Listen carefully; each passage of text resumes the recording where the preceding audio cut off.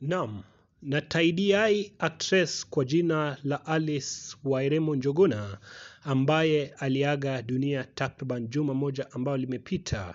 Siku ya leo ameweza kupumzishwa pema peponi nyumbani kwao. Ikumbuke kwamba Alice Wairimu aliweza kuaga dunia baada ya kuugua kwa muda mfupi zaidi, na hivyo ilikuwa ni shtuko kubwa sana kwa tasnia ya uigizaji katika taifa la Kenya.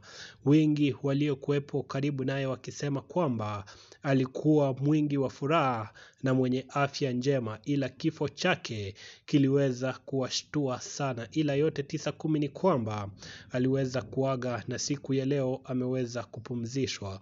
Mashabiki wake mitandaoni wanaendelea kujitokeza wakituma risala za rambirambi kwa familia ya Alice Wairimu Njuguna, na sisi kama Vic Dimpost tunaendelea kuiombea roho yake ikapate kupumzika pema peponi. Endelea kusubscribe kwenye channel ya Vic Dimpost ili wa kwanza kupokea taarifa zetu, au sio?